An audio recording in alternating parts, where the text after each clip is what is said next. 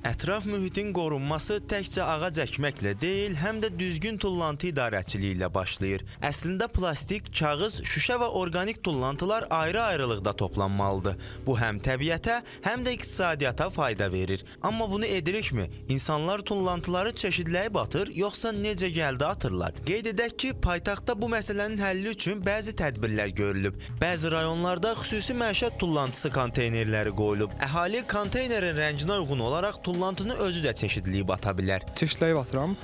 Kardonları bir tərəfə, çörək və ya başqa ərzaqları digər tərəfə, digərləri isə başqa bir zibil qutusuna atıram. Yox, elə bir hamısını bir yerdə atıram mən.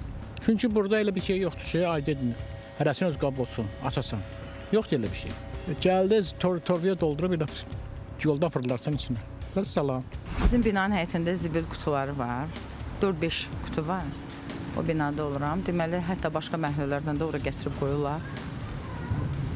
Ev tullantıları, o qida qalıntıları var. Onu bir yeşiyə atırıq. İndicə birini atıb gəlmişəm.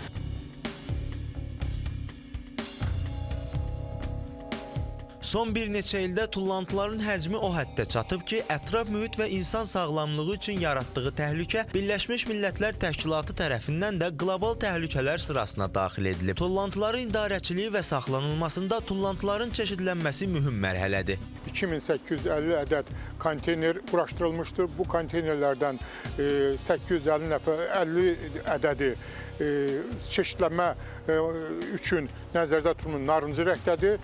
2000 ədəddən çoxsu isə məişət tullantılarının daşınması üçündür. Məişət tullantılarının narıncı konteynerlərin daşınması gündəlik 2 reys olmaq şərti ilə 12 ədəd xüsusi təyinatlı maşınlarla həyata keçirilir.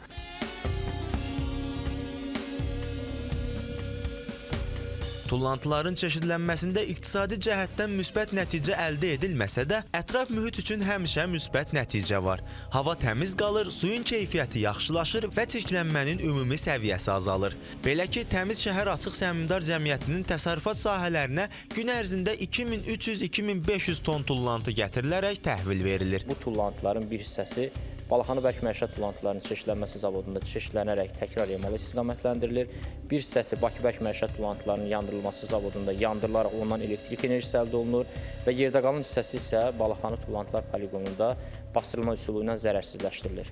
Tullantıların içərisində çox dəyərli xam mal var ki, həmin o xam mal sahibkarlara yönləndirildiyi halda onlar bu tullantıları emal prosesinə cəlb edərək, müxtəlif məhsullar istehsal edərək və yenidən insanların istifadəsinə göndərirlər.